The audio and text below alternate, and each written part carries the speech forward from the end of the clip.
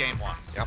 Straight into picks and bans. Nidalee going to be taken off the table very quickly, followed up by Ezreal, actually. A very interesting ban. I mean, we know that Ezreal as a champion is pretty much synonymous with Bang, the best in the world when it comes down to it. But still interesting. We don't see Ezreal bans too often, really at all.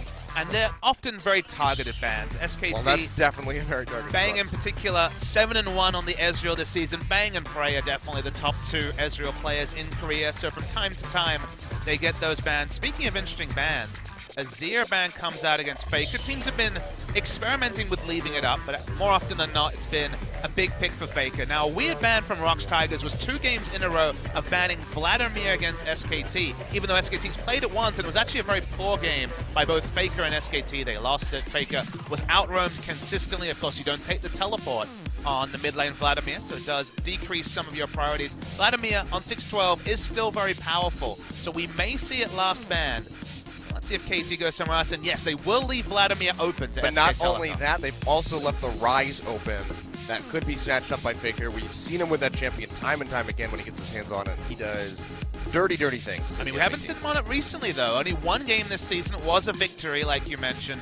Teams have been really deprioritizing Rise to a great degree. We've seen Rise fall through picks and bans multiple series this week, although we've seen big Rise performances as well. So you never really know how a specific team values it. SKT themselves have not picked it when available multiple times this season. With double AD carry bans, it's probably going to be a movement, and they're actually going to go for the Vladimir first. All right. So again, this is a staple pick. This is a very powerful pick. It also really puts the restrictions on what champions are available for KT. Too many teams I've seen draft the Kindred against Vladimir and really get wrecked in the middle of a team fight to AoE. So SKT will be trying Vladimir for the second time this season, but a lot open for KT. Previous to that series against Jin, they would be happy in this spot to first round the Aurelia, blind pick it, but Duke and Someday are 2 of the strongest carry tops in the league. So let's see if KT will leave that last pick for Someday, or if they'll actually keep it for Fly. I think you have to save it for someday at this point, knowing almost certainly that the Vladimir will be going in the mid lane. You can safely draft around for Fly and then give someday that counter potential in the top side. See right now KT thinking about going with the Ashe. Arrow has had some pretty strong success with this pick. Bang as well, somebody that's been trying his hand at it more and more so in recent history, and they will go with the bot lane, so Ashe and Braum for KT. So with Sivir and Ezreal banned away, Gragas goes way up in priority. He was already jumping up, but the meta AD carries in this game are going to be Ashe and Jhin. Those are the 2 available. Yeah. Neither of them have an escape, so Gragas actually becomes really high priority to be able to bounce one of those AD carries into the front lines to allow for deletion, so a pick on the enemy AD carry. So in this round of the draft, we'll see the Gragas. Now, KT kind of anticipated this. They already drafted the Braum, who has the ability to stop some of that punishing crowd control.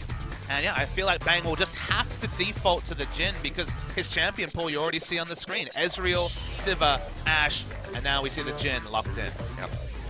So we'll be snatching up the Gragas. Blank had, again, a very great performance on this champion just 2 days ago, so unsurprising that he wants to go for this. And now we have to see where KT wants to head as far as their jungle picks go. Of course, Elise, Rek'Sai still available. I think the Rek'Sai is the big pick for Score. It has always been a legacy Rek'Sai player. 4-0 this season, one of the few undefeated records not impacted by the loss against Jin Air earlier this week. 34.5 KDA.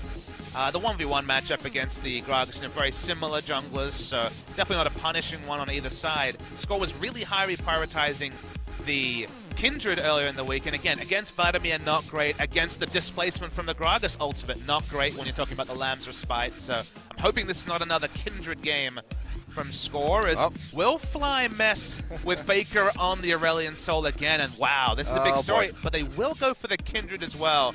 That makes me kind of shake my head. I'm not sure about the Kindred, and given how the last matchup went, it is a risk running Aurelion Soul against SKT a second series in a row. Well, bold indeed here by the side of KT, but maybe bold is what they need. Maybe SK Telecom weren't expecting them to play these picks because they thought they would be a little bit too scared to do so. See though, Bang just flipping through a plethora of champions. They'll be looking for that support and the top laner. It's going to have to be a blind pick top laner, so Trundle jumps out as the most obvious top lane pick that would open up a skill matchup from Someday. The Fiora might be a possibility for Someday to break out, but you know, in this situation, it's not the greatest situation to have to blind pick top lane. Shen's off the board. That's the most standard blind pick top lane. So Trundle probably second place to Shen in that particular regard. It's been a good pick for Duke. Well, looks like it will be Trundle. So Trundle and Karma going to be rounding out the squad, which does place Vladimir in the mid side.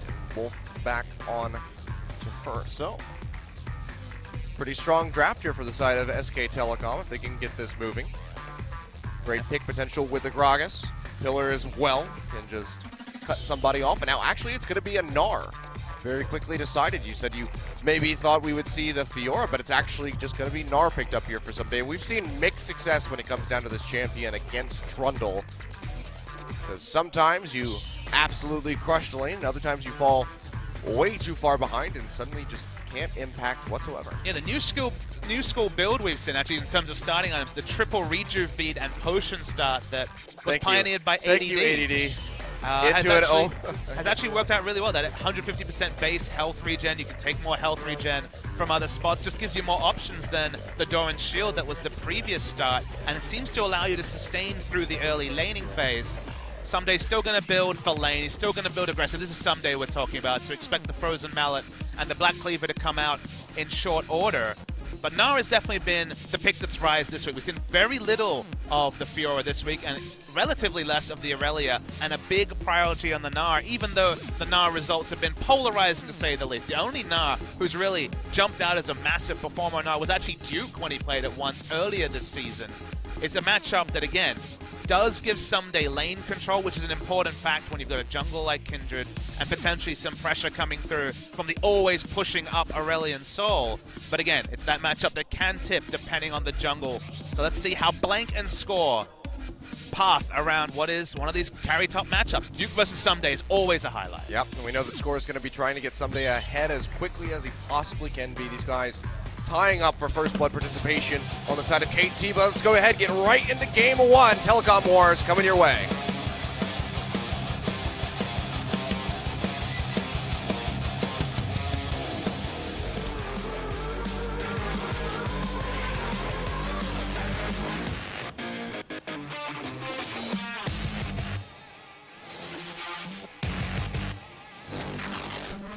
And it's going to be a Mountain Drake to kick things off. So a nice little start here.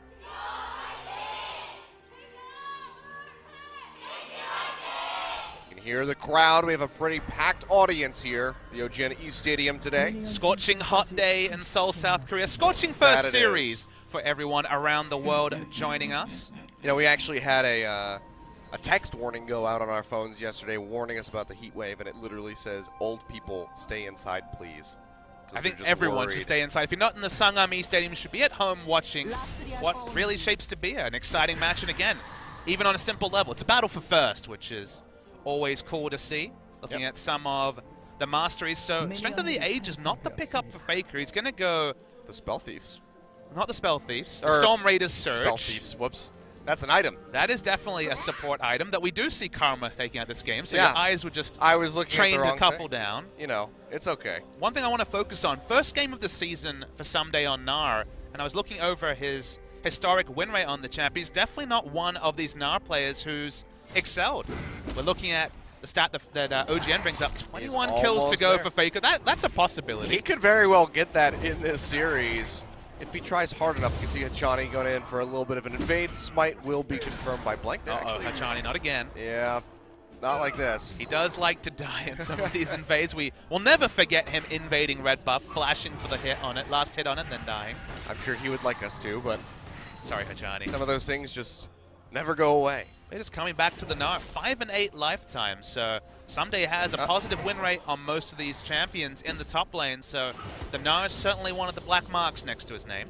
You can see the youngins in the audience coming out to support their favorite player, Faker.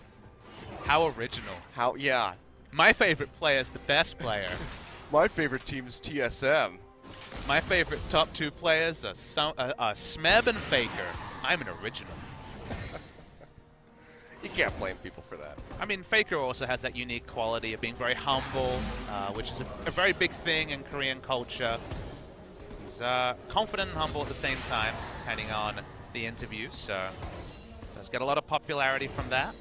But Vladimir's certainly not been a staple pick for him, so we definitely have to watch and see. He was heavily roamed upon against, I believe it was a Freak of Freaks, where it was the Kassadin versus Vladimir mid lane matchup, and Mickey went all over the map killing people as Kassadin as early as level 3, and Faker was kind of anchored to mid lane, wouldn't use his Ghost. That was the thing about Faker, because famously, his use of Summoner spells has always been amazing. You see so many replays where like, wait, he had Flash up and he didn't use it? I mean, we saw that just 2 days ago. But then you have the Ghost, which is honestly, on such a short cooldown, that using it to roam between lanes is the way you want to do it. Dade put this the best in 2014, where it goes to mid lane just to put down a ward at level 1. That was a little bit too crazy, but you just need to use it to have there are impact. boundaries. Exactly. Dade knows no boundaries with his Ghost, okay? We didn't talk much about it. The lane swap was enacted, but it was a different lane swap, as Na was already involved in the lane, so you can see him picking up the CS here. We'll be able to get pretty even up here so far with Duke. Of course, both of these top laners currently tied at 500 MVP points. One of them going to be looking to inch out above the other, potentially in this game, unless somebody else on the side of either squad soaks up the MVPs. But they'll only be inching towards Smeb, the other top laner of the top lane carry triumvirate in Korea. Of course. And I mean, who else, as far as top laners goes, and pretty much anybody in the league, who else is going to be on top of MVP points? It's got to be Smeb. He was very much dominant last split, continues to be so this time around. It'd be quite the story to actually repeat as MVP in the same year, both spring and summer split. It has been top laners exclusively when it comes to season MVPs in the history of LCK. We began with Duke, then on Najin in spring 2015. And it was Someday in summer, and Smeb in spring of 2016. We like our top laners in Korea. We do. Because all our AD carries left. There's a lot of people. Mid laners too. I mean, although now our mid laners play AD carry, as I watched Invictus Gaming have Rookie AD carry yesterday. I was going to say more than a single tier rolled down my We face. lost a couple top laners as well. Marin said his goodbyes to us. He's the second best mid laner in the world, and he's playing AD carry. I don't even know, China. Why? Why China? No one has the answer to that. You just can't explain it. Just China. Just China things. I'm so sad. We have just Faker things. They have just China things. That's true. They're just Faker things. I mean, the LeBlanc finally, Faker after two thank heavens for that. Characteristically poor LeBlanc games, looked wonderful in that series against Rocks, and always an outside consideration in this series as well. Yeah, that was a very crushing LeBlanc play. I wasn't able to really contain myself when he just full bursted Peanut out over the wall. Didn't see that one coming. The big match squee, you can call it, Achilles. So Fly is very much on a ward. Nice little lane ward. It's always been a standard ward spot, as you can spot people rotating from lane and also ganks coming around the side, but getting a lot of value in this case. Score will clear it out, though. Trinkets, you have to be more careful with your positioning, because of course the trinket wards have less vision radius, so that's always been a favored spot for those mid laners. So far, though, going to be pretty even. You can see Arrow going for the call with these lane swaps, so we'll be able to stack that up pretty quickly. And with the dagger in the inventory, I guess we can surmise that he's going to be going for the Berserker Greaves as the first completion. And then whether or not he wants to go straight into an Infinity Edge from there or the Hurricane, we'll have to find out. They do have pretty good wave clear with the Aurelion Soul.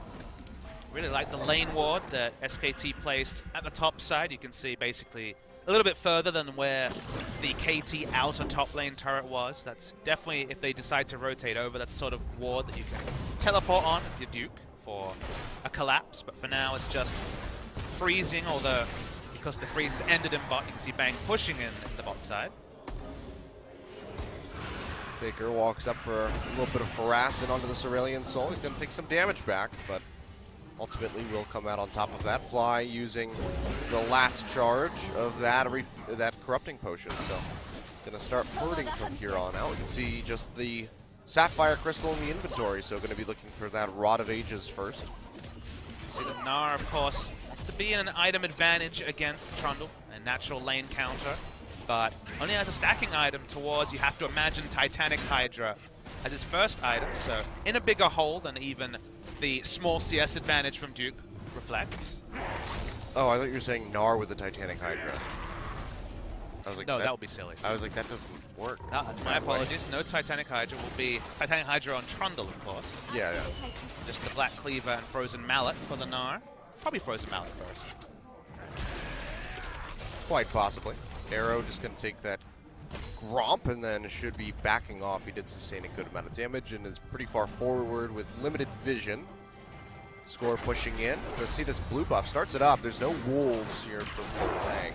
It's risky for Blank to come here because this has been the side of the map that KT's had the most control over. And yep, Smite does confirm the blue buff steal for score. Yeah, nice takeaway. Not very relevant in this particular game. Faker is on the Vladimir in the mid lane, and Blank now has the Hunter's Potion, so he's going to be able to sustain through just fine. Very true. You can see the OSKT rotating their bottom lane into the mid, so Ben going to soak up this CS and elongate that little bit of a lead that he has over Arrow at the moment.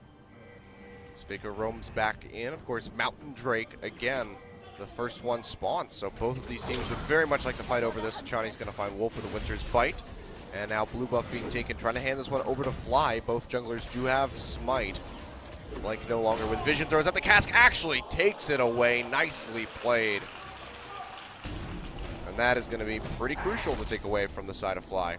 Absolutely will hurt some of his lane control, though. Because you're Aurelion Soul, you have that unique ability to push in the wave back and go for those extra shots that other champions don't have access to, mostly because you have the ability to take flight with your E, and it's a bit like Rammus Powerball. You get to lane a lot faster than most champions, as the swiftness boosts as well. If you could just Powerball over all of the terrain. That's true. I mean, you're going in a straight line from base. It's not as relevant, but the big thing for KT is they don't really want to fight when they have both building block items on champions like Gnar, and then Catalyst is the only completed item for their mid laner. Ashe has Berserker Greaves compared to 4 longswords, which feed into Caulfield's Warhammer and the double longsword for Jhin. So lots of early power for SKT means that KT want to avoid fights for now. Yep.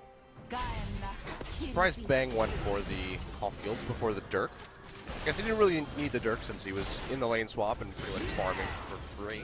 So the armor penetration not going to be nearly as relevant, but it's a little adaptation, but will be still going for that Youmuu's Ghostblade that we've seen only a few Jins really differentiate from. This seems to be pretty much the staple build, much like the Black Cleaver Youmuu's was for Lucian for a while, but every now and then you still have those people that would come in and pick up the Essence Reaver first.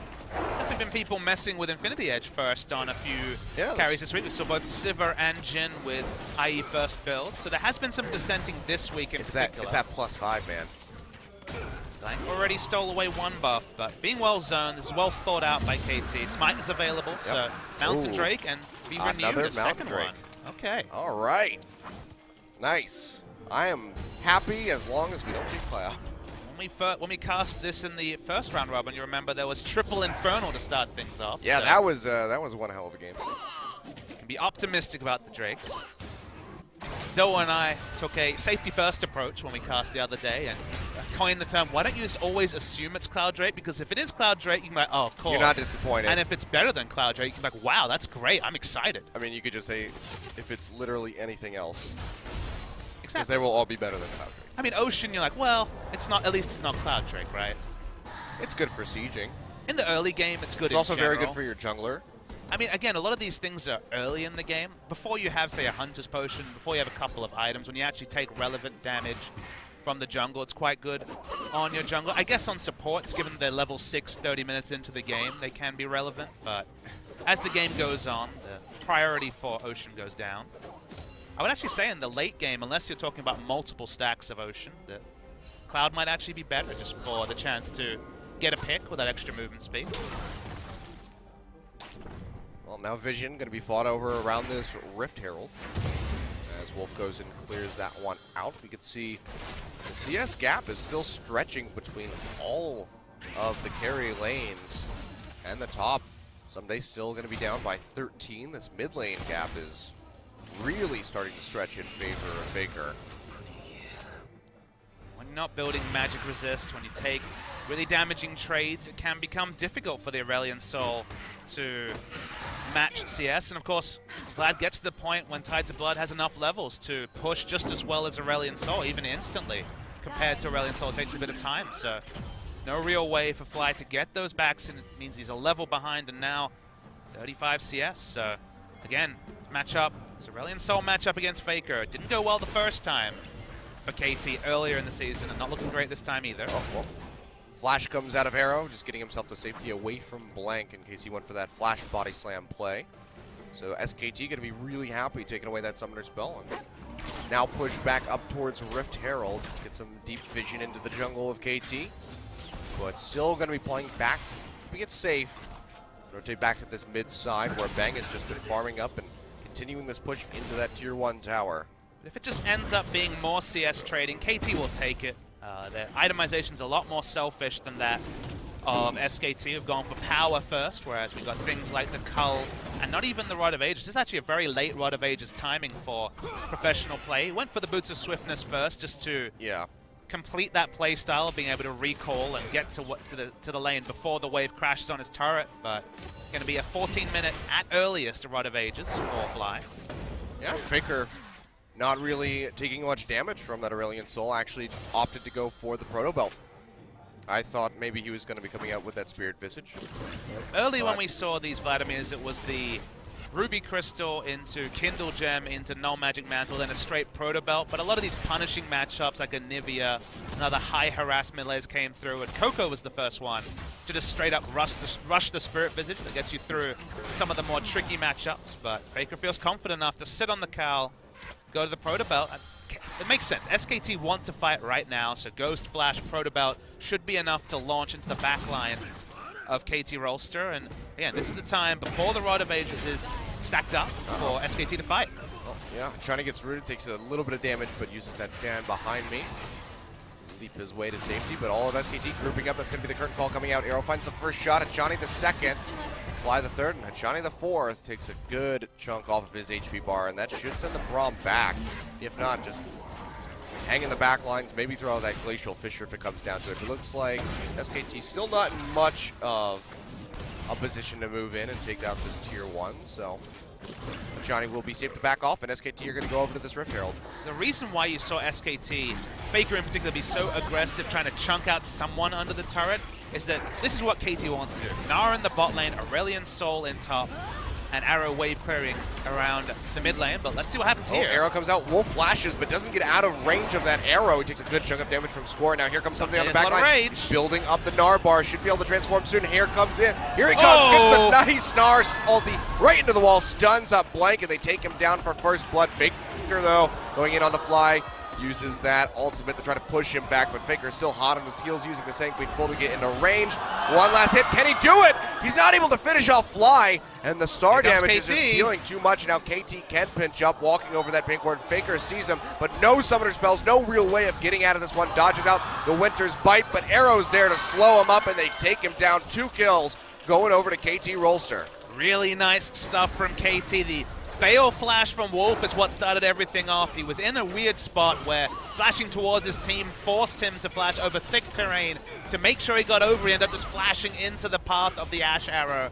He was taken very low and obviously didn't go down, but meant that he was a non-factor for the rest of the fight. Rage bar from Someday. We couldn't take this for granted for Someday.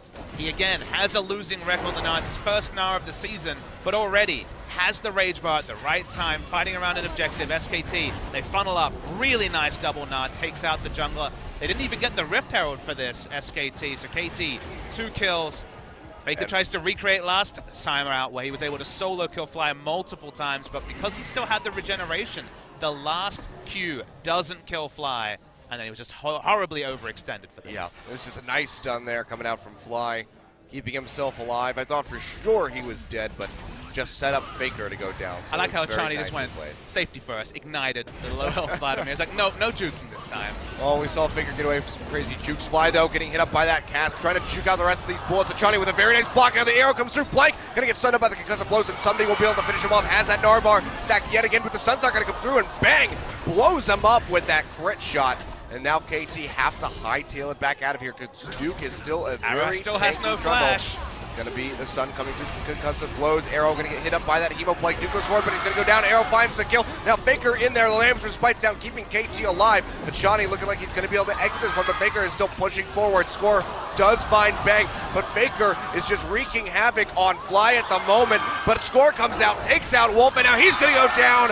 And KT come out on top yet again with the unofficial ace, and that's going to be a second Mountain Drake. Massive fight for Score in particular on the Kindred. Managed to channel the Lamb's Respite exactly when he needed to. That would be a given with the old functionality of the Lamb's Respite, but got into his own position. Can only ult on yourself now after the changes a few patches ago. Kept the Ashe alive longer. Target selection from SKT wasn't great, and Jin was left all alone, turned on by multiple members of KT. So the kills rack up, so do the Drakes. 2 Mountains could certainly be relevant when Sunday's been really on form so far with this Gnar. We're going to see the replay.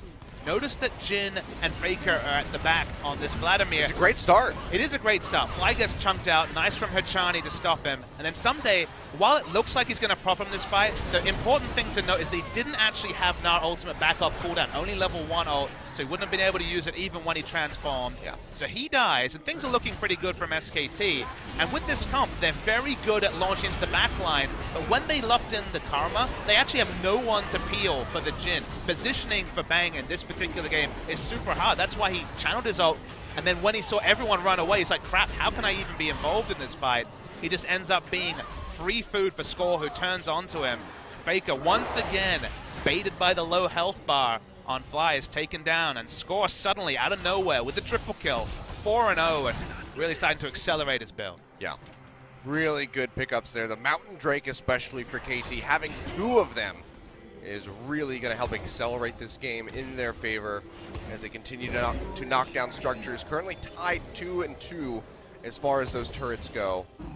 We'll see how much that's going to change in the near future. At the moment, 1,500 gold in favor of KT. So SKT, despite giving up those kills, still have very strong CS leads in top, mid, and AD carry positions. So they're not going to be suffering nearly as much as they would if KT were able to equalize those CS counts. KT having pressure from the sidelines is so important for them.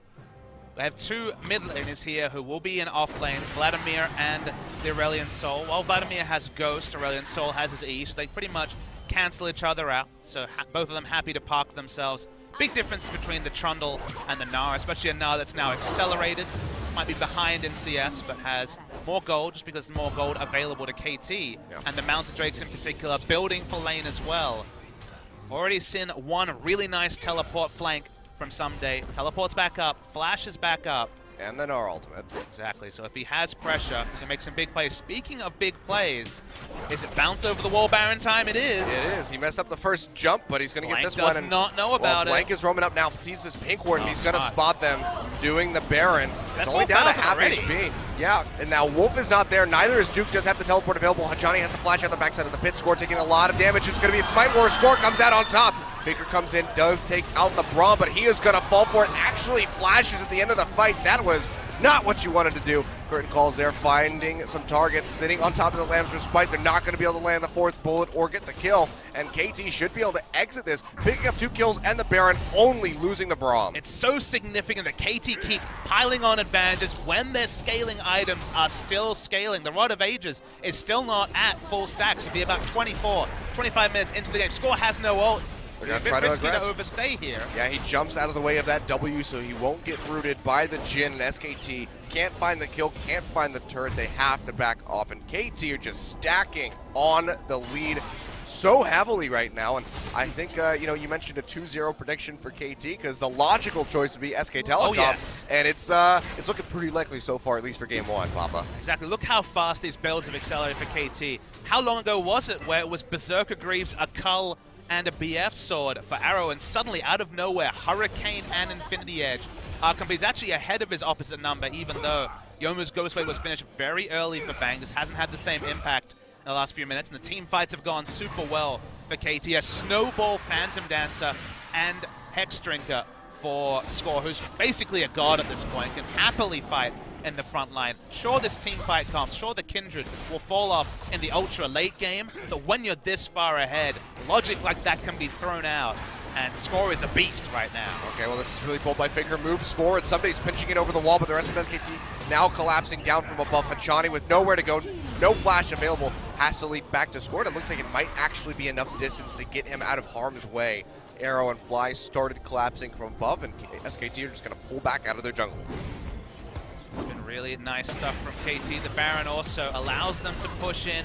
Very aggressive. The wave is not great from SKT. It's really only Vladimir who has to walk up basically into melee range to ensure the Tides of Blood hits the full minion wave, and with the Baron buff minions, then again, doesn't do that much anyway. So SKT can just park Faker in the bottom lane. Sunday's here to answer this push. We'll be able to catch the wave and keep it up towards that tier 2. Meanwhile, Fly's putting up top, gets a good amount of damage in onto that tier 2 tower. It's a perfect lane assignment. It's a Frozen Heart Titanic Hydra Trundle against all the magic damage coming out from Fly. So things are great for KT right now. And yeah, you can see even for Fly to get that much damage in, the Mountain Drake, the double Mountain Drake rather, is really helping this push into those Baron empowered minions. A replay of the Baron. So one thing I wanted to comment on there was that it looked like it was going to be bad for KT. They were tanking the Baron. 2 members came to contest, including the Vladimir. But even though the Baron was at low health, KT understood we cannot use the Lamb's Respite, because that, of course, means that the Baron is invulnerable as well. Yeah. Score risked it. He risked his eye. He risked everything on being able to smite it, but he got it and was able to hop out. They didn't take any massive punishment either. They actually won the kill trade from that as well. So veteran Kindred mechanics. Triple Mountain Drake. Wow. Well, the next Baron will instantly explode. Yeah, this is such a strong pickup from KT. And what's it going to be? It's going to be an Infernal. Oh, buddy. I love me the Telecom Wars. Ash Arrow. Yeah, it's going to be the arrow coming out. Does find Blank to get the winner's bite onto him, but he body slams away, trying to create some distance. Here comes Someday, knocks Wolf into the tower, and will get the stun. Glacial Fisher comes through, locks up Blank, slows him up, and he's going to go down. Fly finds the kill. Meanwhile, Arrow finishes off Maker. Wolf looking like he might be the next target, but they can't quite finish him off. KT still pushing forward. Score goes in, has that Lamb's Respite there for himself, and Arrow Peng just opening up with the curtain call, trying to get some damage in, but Hachani is there to block it all. Now Duke flashing away from Someday, trying to run out. Someday, he's going to go down. The turret will be able to finish him with the help of the Subjugate, so they do lose 1, but they pick up 3, and how much more can they take? Triple Mountain Drake. Faker's dead for 10 seconds. This is the inhibitor, more than likely going to go down. Only a support Karma, so certainly no ability to wave this. A goodbye mid lane inhibitor. Goodbye Someday's life. He was buoyed by all the excitement of winning multiple team fights to just jumped under turret and died. That was the greatest invincible! Look. Oh, wait. You're not actually that tanky, Someday. You got no armor, so the turret's really hurt. Yeah, I'm actually really surprised by Someday in this game because he's not building for the team fight. He still has built for lane with his first 2 items, and this has been almost nothing but skirmishing since the start of things. He didn't even get into lane against the Trundle, I don't think really at all in this entire match. So the fact that he's still building for that is surprising. We'll take a look at this replay. You can't be surprised, but this is Someday we're talking about. The guy always builds for lane. This was really nice, and the heads-up play to Gnarled into the turret, remnants of the dead turret, that still counts as a wall. So actually Gragas, even though he was on the other side of the wall, was stunned up as well. As Wolf, nice engage. KT know their limits in the mid lane at least. Probably won't watch a replay of Someday suiciding in the top lane. Bang just thinks he's going to get multiple kills on the backside, but Hachani jumps in front, blocks up the first hit. The low health, there was always an outside chance of Bang getting some kills, but not when Hachani jumped in triumphantly on the Braum. And man, this game just accelerated so quickly, and it was in a trough for KT. That's the worrying thing for SKT, is that they just got their Rod of Ages. They just got their BF swords. They hadn't finished their big items, and KT won the fight. They threw the lead. Those builds are just starting to mature now, and SKT have the comp to win in the late game, but 7,000 gold behind at 26 minutes. That late game fantasy is clearly starting to go out the window. Yeah, and this was just really well played by KT from the start, running a gambit, trying to take away the Ezreal and Sivir in the bans, targeting the hell out of Bang and then forcing him onto this Jhin even after Braum was already drafted. This has just been working out so well for KT. Blank gonna go in, gets a lot of damage in onto Arrow. Here comes the curtain call. One shot will finish him off. That could be a very significant opening now for SKT to come back into this game. Duke is gonna be posturing forward, trying to get onto score. Chunks him out pretty low. Blank goes over the wall, has a good amount of damage. The cast comes through, but it's not gonna do a whole lot to finish off the Kindred. Blank makes it out barely with his life, helped by a shield there from Wolf. And now KT just trying to retreat back underneath of this tier 2. Looks like they will be able to successfully do so, but they got a very crucial pick on the Arrow. This is a really bad positioning mistake from Arrow and from KT. They could only have 4 members around the Baron because Someday is split pushing with no teleport. So yeah, that was just a situation where you couldn't walk up. Arrow still didn't have flash after the last fight, so and Ashe walking in the wilderness against a Gragas is always free food and well punished by SKT. Honestly, though, I think that might still benefit KT. They got the tier 2. Someday was able to finish that one off, and they only lost the Ashe, who is now back up. He didn't have any summoner spells to expend, still has the ultimate, so KT are still in a perfect position to potentially go for another Baron. We can see Score clearing out these wards. They have vision in front of the pit. They could try to sneak it again. And you can be glass half full about it, but it's still a mistake. In a different game for sure, where Score isn't this far ahead, they would have been punished, but they couldn't actually turn onto the Kindred because she had too many items, including the Phantom Dancer. So you're right, KT do win out, but that's a sort of mistake that in a future game could cost them a win. Yeah, I do agree with that.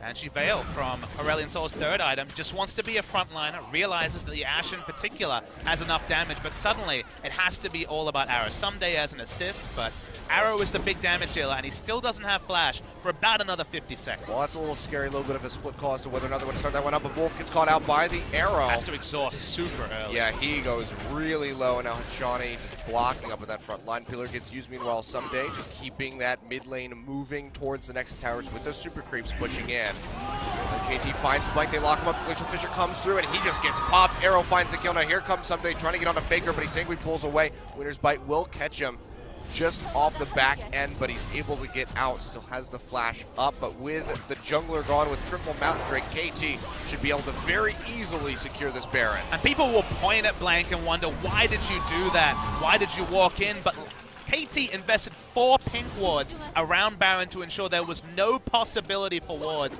from SK Telecom, and it's a support Karma. It's not Braum. She can't walk up to ward, so it had to be the Gragas, instantly taken down, but it was more about KT smartly playing around the Baron.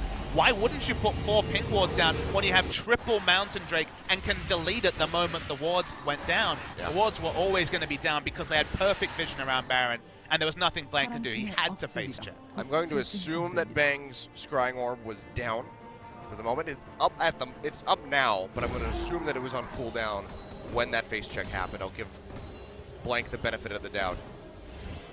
Coming back to the builds, I love the Banshee Veil. It's going to be this tanky build. That's pretty standard for Aurelion Sol, but not normally as a 3rd item as the Banshee Veil. But when you have a top laner who builds for damage, that's always Someday. When you have a Kindred, that's 6-0 and 3. Wow, look at that thing. A frontliner as well. I didn't even know that they engaged it.